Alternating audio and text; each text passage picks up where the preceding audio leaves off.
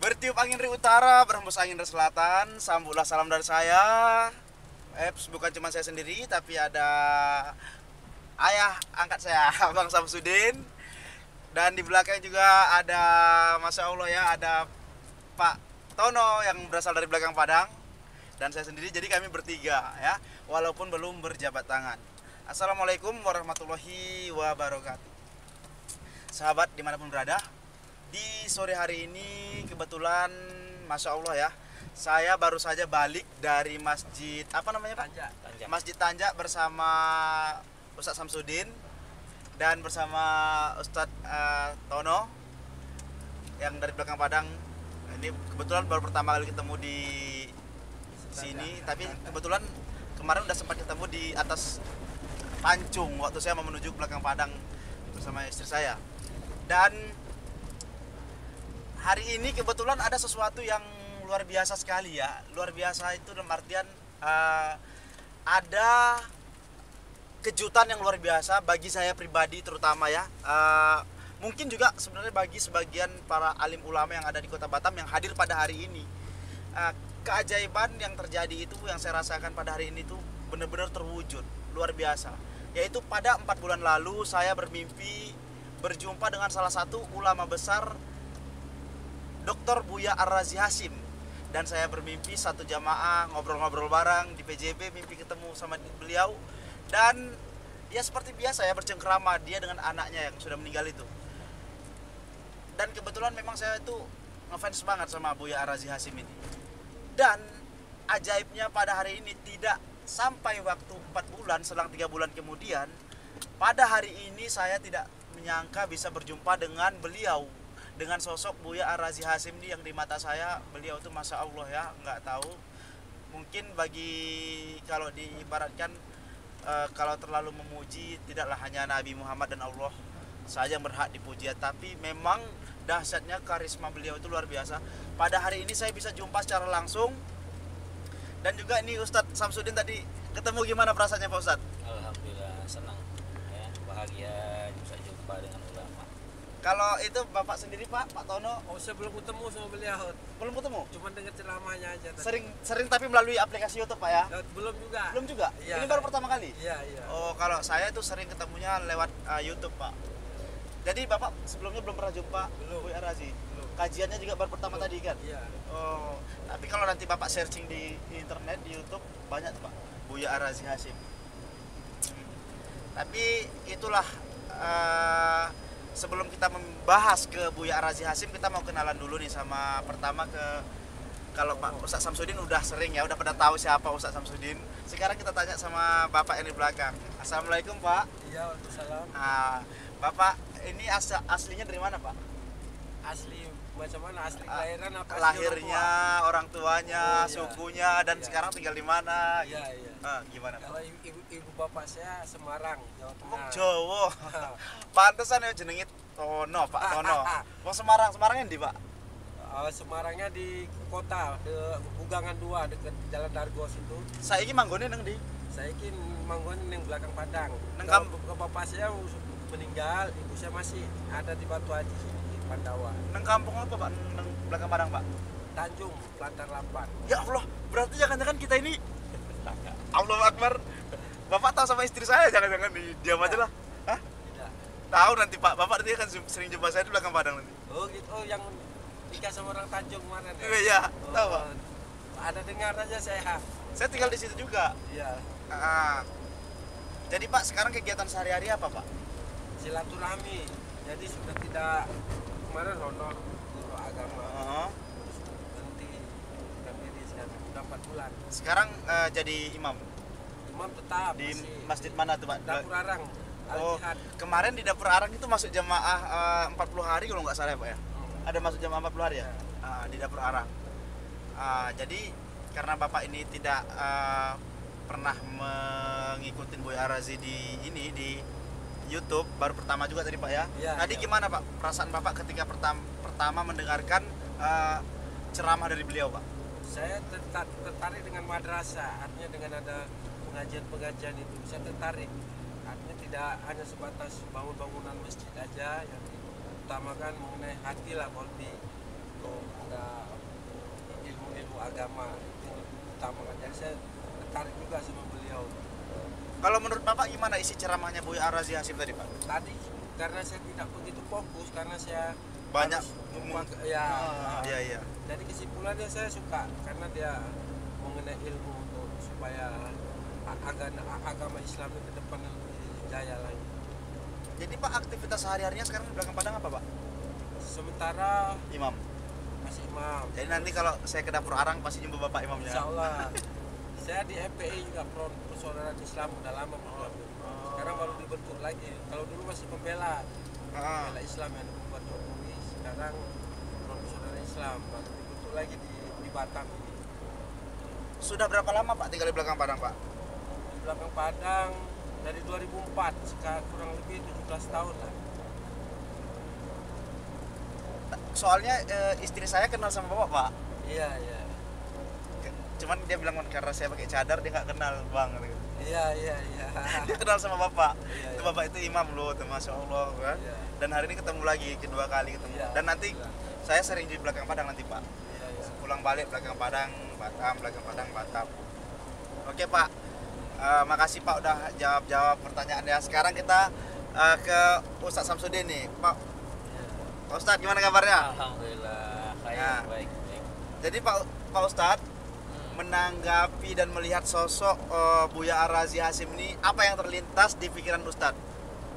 Ya, beliau seorang ulama ya. Keilmuannya memang diakui lah ya, apalagi tasawufnya beliau luar biasa. Dan juga pembawaannya beliau kalau ceramah itu tenang, santai, Lembut ya. gitu ya. Jadi mudah dimengerti lah. Tadi yang saya tangkap tuh ada 4 ya.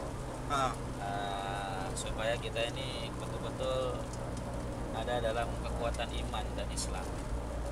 Yang pertama beliau bilang katanya yang harus kita usahakan iman yang pertama, yang kedua Islam, yang ketiga ihsan, yang keempat memasukkan rasa dengan adanya hari akhir, hari kiamat.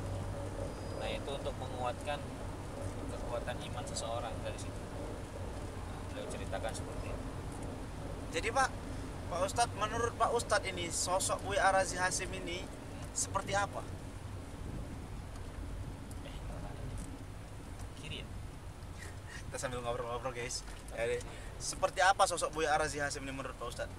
Menurut saya Apakah dia layak dijadikan kiblat untuk para jamaah-jamaah ataupun orang-orang yang awam seperti saya ini? ya yang namanya ulama ya itu jadi panutan. Jadi tergantung masing-masing kecintaannya. Karena setiap orang kan nggak sama ya, memiliki guru, keinginan punya guru. Nah gitu. Yang Itu penting, alirannya apa itu sebenarnya Buya Ar-Razi itu? beliau bukan aliran. Beliau tuh ya sama kayak ulama-ulama yang lain juga. Sama ya? Bermazhab juga. Bermazhab. Ya, bermazhab Syafi'i. Cuman kelebihan beliau kan dia menguasai, mengetahui seluk-beluk keilmuan. Ada tuh, ada Azwaja, ada NU, ada Salafi, ada Wahabi. Itu maksudnya gimana sih Pak Ustadz? Boleh nggak Pak Ustadz ceritakan? Apa jelaskan apa itu Salafi, apa itu Wahabi, apa itu Azwaja, apa itu NU, apa itu Torikoh? Bisa nggak Pak Ustadz bagi sharing-sharing ke kita? Ya kalau itu kan semuanya sebenarnya sama tuh, menuju ke Allah dan Rasulullah, cuman jalannya jalannya itu berbeda-beda ya. Kayak semacam Nahdlatul Ulama kan Ahlus Sunnah wal Jamaah. Nah, kalau Ahlus Sunnah wal Jamaah itu dia menggunakan Al-Quran, hadis, ijma, qiyas. Nah, itu pemahaman dari Nahdlatul Ulama NU ya. Yang saya tahu seperti itu. Sedangkan yang lain Muhammadiyah ya, mazhab sama Syafi'iyah, cuman mungkin alurnya, cara beribadahnya ya mungkin mereka memiliki keyakinan masing-masing ya. Beda pemahaman gitu ya? Pemahaman sih sama sebenarnya, cuman pelaksananya aja, pelaksanaan dalam ibadahnya itu kan contoh seperti Nahdlatul Ulama NU pakai kunut, mereka nggak kunut, nggak dipermasalahkan karena masing-masing memiliki dalil ya, memiliki pegangan gitu, nggak masalah. Nah, sedangkan yang salafi pun sebenarnya baik, pemahamannya pun sebenarnya baik ya, cuman ya ada sebagian yang terlalu ekstrim ya, menyalah-nyalahkan. Nah, itu yang biarkan gitu ya, yang tidak sejalan ya dengan jadi apa yang akhirnya tidak sejalan dengan kelompok Azwaja dan NU tersebut. ya, ya itu memang salah satu bumbu ya. Emang kan kata Nabi itu Islam itu terpecah menjadi 73 golongan. Berarti selain Azwaja, NU, Salafi, Wahabi masih ada lagi golongan lain? Ya memang banyak sih yang namanya torekoh ya, jalan menuju Allah itu banyak, cuma pemahamannya ya itu dia. Kalau Selagi dia masih pemahamannya Ahlus Sunnah wal Jamaah, yakin kepada Allah dan Rasulnya, itu nggak menjadi masalah. kalau untuk Pak Ustadz sendiri apa nih? Ngambil jalannya di bagian mana? Ya saya Tabligh. Nahdlatul Ulama tetap. Oh, Nahdlatul Tabligh Ulama. itu bukannya aliran, bukan. Bukan. Bukan. Itu torikoh aja, cara jalan. Ya. Jalannya lewat tabligh. Cara jalan. Karena dalam tabligh itu kan menghidupkan sunnah ya, menghidupkan sunnah Nabi, dan semua sepakat gitu. Siapa yang nggak mau menghidupkan sunnah Nabi ya, semuanya pasti menghidupkan. Cuman kan caranya itu nggak sama, metodenya nggak sama. Beda-beda ya Pak Ustadz ya. Kalau tablik dia kan khuruj, keluar Khuruj ya. fisabilillah, jalan-jalan sampai 3-40 hari, 4 bulan, ya, sampai 1 tahun ya, 3 ya. hari. Itu metode supaya kita bisa menjaga iman dan amal-amal kita. Secara global sebenarnya untuk supaya umat Islam itu kembali Iya. ke masjid ya, Iya. bawa semua ke masjid. Betul.